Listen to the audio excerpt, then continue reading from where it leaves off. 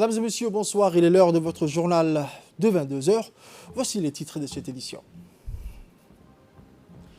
Visite de travail du vice-ministre parlementaire de la Défense du Japon.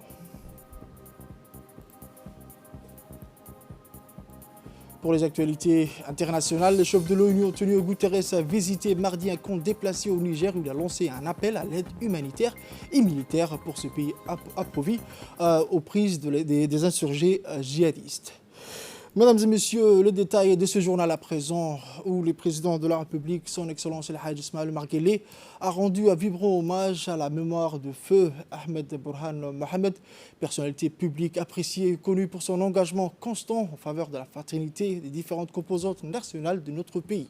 C'est dans l'effort et la consternation que j'ai appris le décès de feu Ahmed Burhan, patriote invétéré dont l'attachement au pays n'avait d'égal que la passion démesurée qu'il avait pour tous les Djiboutiens, estimé le chef de l'État. Il restera longtemps gravé dans la mémoire de ses compatriotes pour son savoir-faire politique, son réalisme hors pair et sa détermination à toujours faire valoir le consensus et l'intérêt général, a déclaré dans sa foulée le président Guelleh, homme de culture et d'intelligence. Il forçait le respect également à travers sa singularité, à tirer ses relations dans tous les milieux de notre pays, a également fait observer le président de la République, louant enfin ses qualités d'orateur, de fin stratège et d'honnête citoyen aux valeurs moralisatrices très pointues, sachant toujours rendre l'amitié.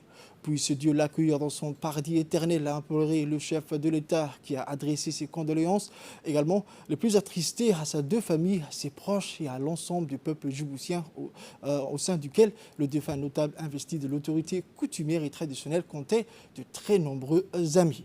Ancien ministre au sein du gouvernement du Conseil de Djibouti avant l'indépendance nationale, feu Ahmed Burhan est devenu plus tard chargé de mission à la présidence de la République et coulait dernièrement une paisible retraite avant d'être rappelé mercredi à Dieu. Il laisse derrière lui une importante famille composée de nombreux enfants et petits-enfants. Inna lillahi wa inna ilayhi raji'un.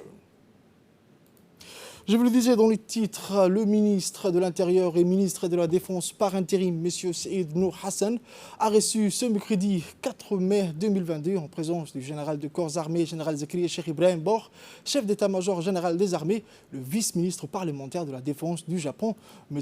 Nakason Yasutaka, à la direction générale des relations internationales. En visite de travail de 48 heures dans le pays, M. Yasutaka a tenu à rencontrer les autorités du pays. Cette visite de courtoisie s'inscrit dans le cadre des excellentes relations de coopération et d'échange entre la République de Djibouti et le Japon. M. Nakasone, ministre parlementaire de la Défense du Japon, était accompagné de l'ambassadeur du Japon à Djibouti, M. Umio Utsaka, et de son staff. Ont pris part à cette première rencontre le général de brigade Tahir Ali Mohamed, chef d'état-major de la Défense, le colonel-major Mohamed Rayad Guelleh, sous-chef d'état-major de la Défense, et un comité restreint des officiers de l'état-major général des armées. Notons également la présence du colonel Zakariya Hassan Adan, chef d'état-major de la gendarmerie nationale, et du colonel Abdurrahman Ali Kahin, directeur général par intérim de la police nationale. La République de Djibouti et le Japon entretiennent d'excellentes relations de coopération, spécialement dans le domaine militaire. En effet, les forces d'autodéfense japonaises sont particulièrement impliquées dans la formation des forces armées djiboutiennes au métier de gestion des risques et catastrophes naturellement, et la formation de la conduite des engins lourds tels que le bulldozer, la niveleuse, etc. À son arrivée, M.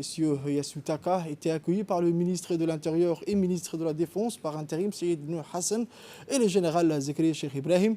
Ensuite, l'ambassadeur, M.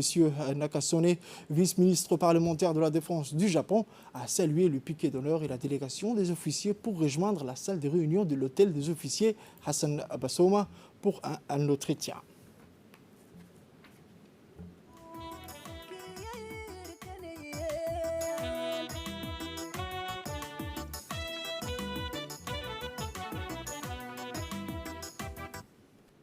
Le chef de la délégation et vice-ministre parlementaire de la Défense du Japon, M. Yasutaka, a remercié le ministre de l'accueil réservé à son égard. On écoute.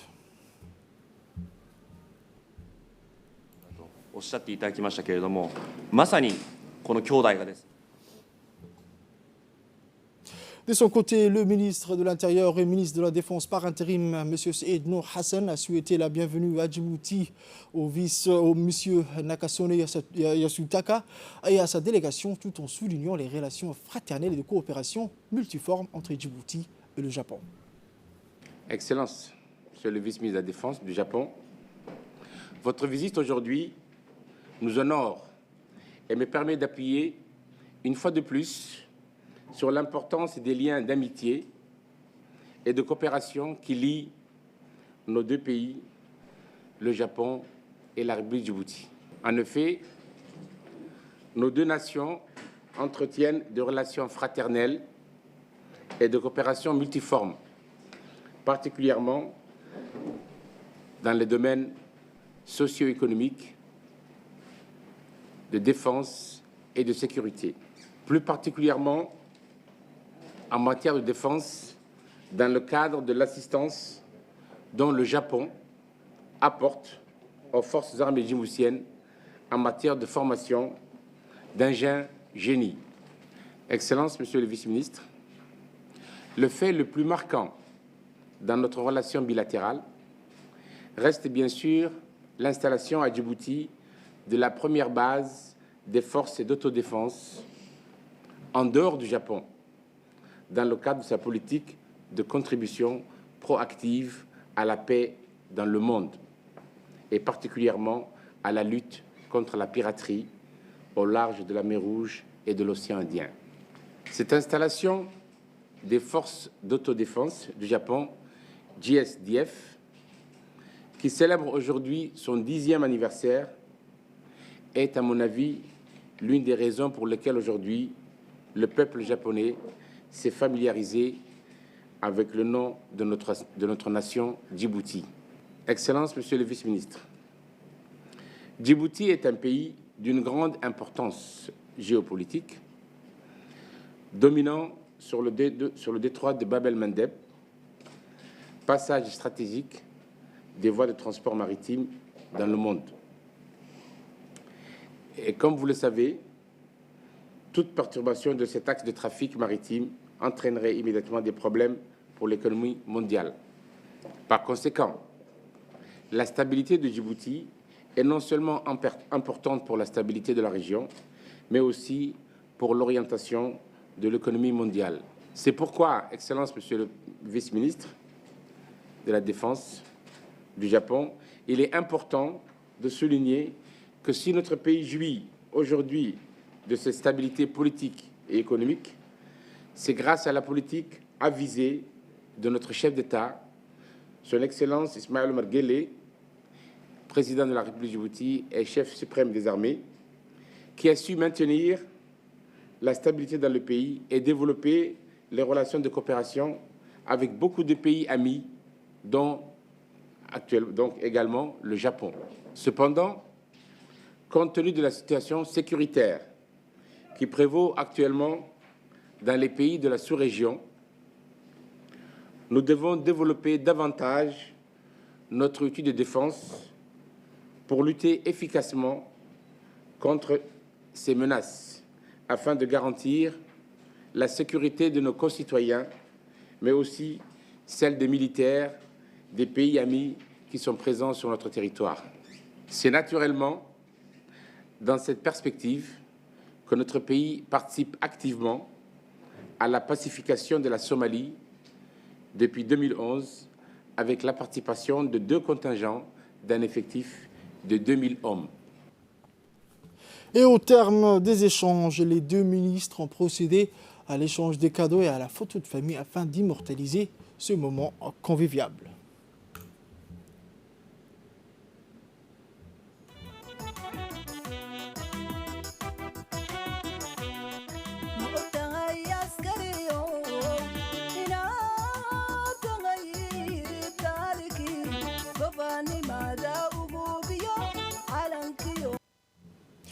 C'est dans le cadre de la mise en œuvre du projet intitulé « Atténuation des pressions sectorielles exercées sur la biodiversité marine et côtière et renforcement du système national d'air marine protégée exécuté par le ministère de l'Environnement et du Développement durable en étroite collaboration avec le PNUD.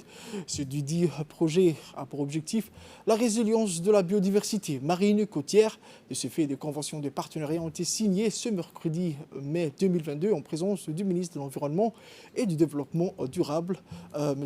Mohamed Abdelkader Moussa Halem, et de la représentante résidente du PNUD, Mme Emma, ainsi que les partenaires au sein du cabinet du ministère.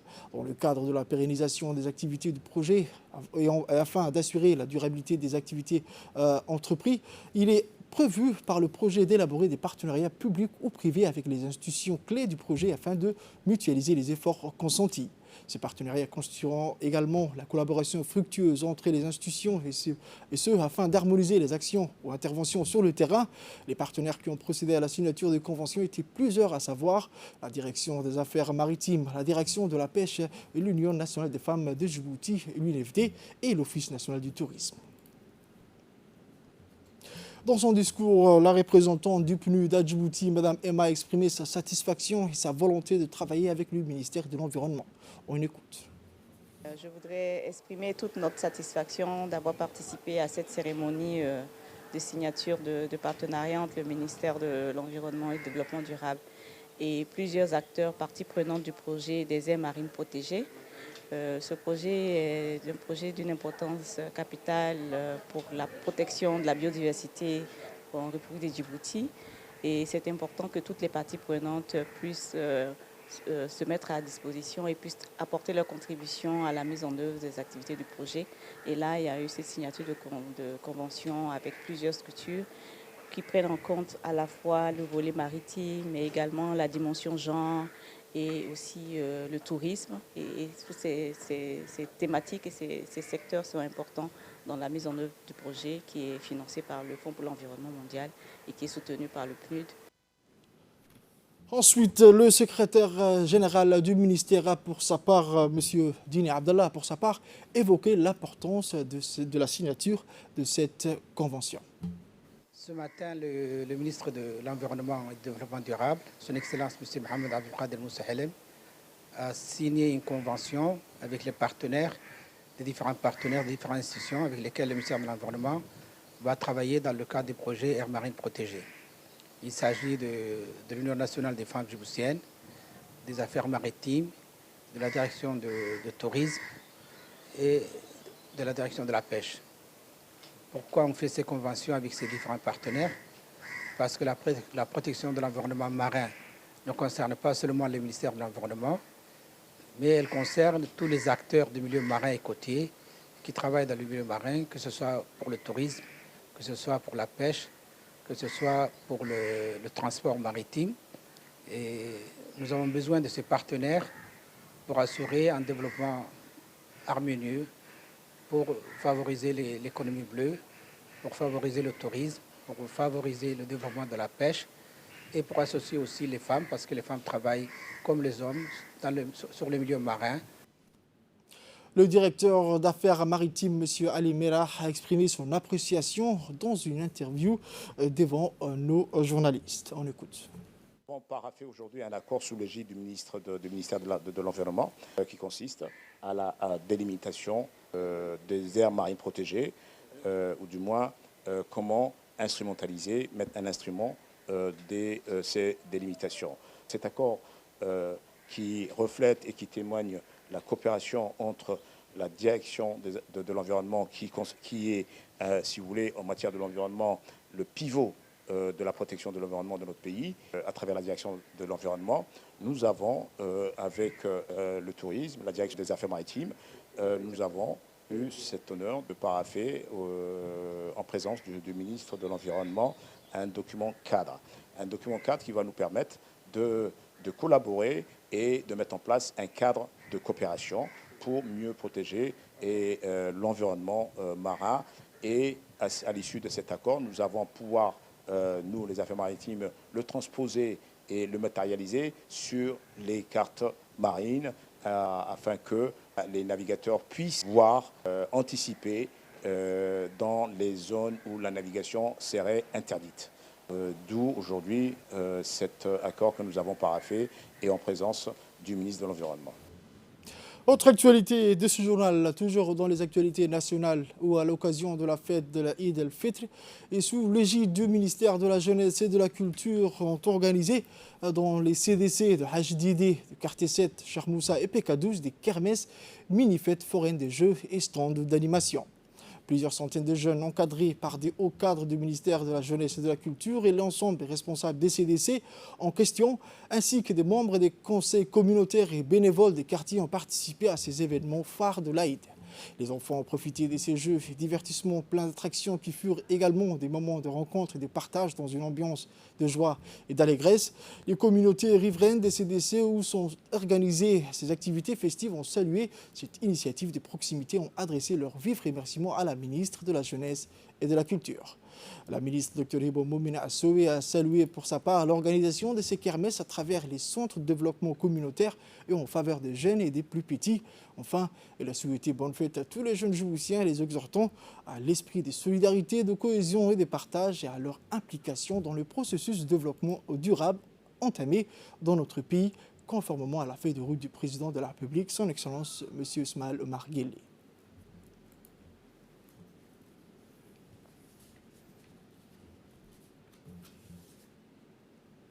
C'est la direction d'Imani qui a dans le cadre de la Eid, a organisé une kermesse au stade de Goulet. Une vingtaine de stands de jeux avaient été dressés dans le stade afin d'entretenir la bonne humeur des enfants qui s'étaient préparés à cette journée de convivialité. Du matin à l'après-midi, les Mombins, sous bon escorte de leurs parents, ont pris d'assaut les lieux. À cet effet, le personnel de la direction d'Imani a mis les petits plats dans les grands pour faire de cette gigantesque aire de jeu un lieu de détente et d'échange entre les enfants. À la cours de cette manifestation récréative, les enfants se sont amusés, ont profité pleinement de cette fête. Parmi les nombreux jeux proposés, on pouvait lire sur les pancartes affichées aux côtés de chaque stand « Pêche au canard, pyramide du gobelet, chamboule tout, course au sac, etc. » Passant de l'un à l'autre, les nombreux enfants qui ont participé à cet événement ont passé un bien agréable moment. Au somme, cet événement festif a été couronné de succès. Sport à présent, après un mois de stage bloqué au stade Goulet destiné à l'équipe nationale garçons et filles, la fédération a mobilisé les meilleurs techniciens qui se sont réunis durant un mois, jour et nuit, pour préparer l'équipe. Le dernier jour du stage de la fédération a remis à l'ensemble des équipes des maillots officiels, t-shirts, chaussures aux couleurs du pays. Et le président et l'ensemble du comité directeur ont donné les dernières consignes ainsi que les dernières recommandations. Le président a soulevé que la balle est dans leur camp et que tous les pays attendent des résultats. Le lundi 3 mai 2022, la délégation a quitté le pays pour Addis Abeba pour participer au championnat des pays de l'Afrique de l'Est qui se dérouleront du 4 au 8 mai 2022. La délégation était composée d'une équipe de 5 joueurs et d'une équipe féminine de 5 joueuses et 2 entraîneurs, ainsi que le président de la fédération de tennis de table. Également, l'arbitre international Mohamed Sougué faisait partie de ce dernier. Ce dernier a été désigné comme directeur de la compétition par la fédération internationale. Ceci est un honneur de plus pour notre pays. La fédération a mobilisé beaucoup de forces pour la réussite et le déplacement de cette délégation. Leur préparer dans le tournoi à venir, comme l'année prochaine, nous allons organiser le championnat d'Afrique senior dans notre pays. Donc ce sera une première compétition. Là, on remercie vraiment le secrétaire d'État au sport, M. Hassan Mohamed Kamil, qui nous a aidés énormément et qui a permis à ces déplacements, ainsi que la présidente du comité national olympique, Mme Acha Garat, qui a aussi participé à un grand point. Et sans oublier, cette année, la fédération a mobilisé beaucoup des personnes, notamment les 2 chefs de corps. Le chef de corps de la gendarmerie, le colonel Sikria, et le chef d'état-major des gardes du corps, le colonel Waes Bourre, qui ont tous deux mis... Nécrologie de ce journal. Nous venons d'apprendre avec tristesse le décès de feu Abdi Salah Youssouf, décédé hier soir à l'hôpital général Pelletier suite à une longue maladie. Le défunt était un homme religieux et très respecté par l'ensemble des Djiboutiens. En effet, le défunt feu Abdi Salah Youssouf a fait ses études en Égypte et a effectué plusieurs fonctions, à savoir agent de la Caisse nationale dans les années 80. Ensuite, il a occupé un poste au HCR et enfin à la douane. Le défunt était le frère de Younis Salah Youssouf, indépendantiste et aussi un artiste chevronné de renommée nationale. Feu Abdi Salah Youssouf laisse derrière lui 7 enfants et 12 petits-enfants, dont la directrice des affaires juridiques du ministère du Budget et le vice-président de l'école privée de management. Inna lillahi wa inna ilayhi raji'un. Et enfin, pour les actualités internationales, mentionnées dans les titres, Antonio Guterres s'est rendu au camp de Walam, dans le sud-est du pays, au 4e jour de voyage en Afrique de l'Ouest. Le chef de l'ONU a rencontré plusieurs dizaines de personnes déplacées et des réfugiés du Niger, du Mali, de Burkina Faso, dans la cour d'une école de camp.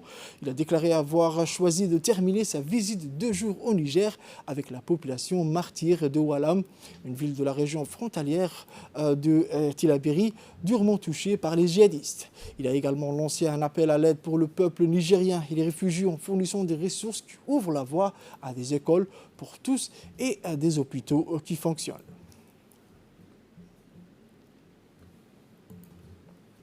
Autre actualité internationale, la santé. La première usine de fabrication de vaccins anti-Covid-19 en Afrique risque de fermer ses portes en raison d'une absence totale de commandes. En novembre dernier, la société sud-africaine Aspe Pharmacare a négocié un accord de licence pour conditionner et vendre le vaccin contre le Covid-19 de Johnson & et ainsi le distribuer en Afrique. Or, si les pays africains se sont heurtés à des problèmes logistiques au début de la distribution des premiers vaccins anti-Covid, au manque de personnel qualifié, aux chaînes de froid et à d'autres problèmes liés à la distribution des vaccins, les pays donateurs ont depuis payé et le continent est désormais bien approvisionné.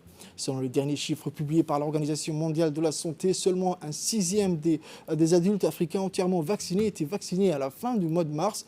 L'Afrique du Sud, qui a vacciné 30% de sa population, semble, elle, être sur le point de connaître une 5e vague d'infection. Stavros Nicolaou, directeur principal d'Aspen, a déclaré que si aucune commande de vaccin n'était effectuée, il y aurait peu de raisons pour conserver les lignes de production utilisées pour produire et potentiellement vendre Aspenovax, le vaccin Covid-19 de la marque Aspen. C'est la fin de cette édition, mesdames et messieurs. Merci à vous de l'avoir suivi et restez avec nous pour la suite du programme.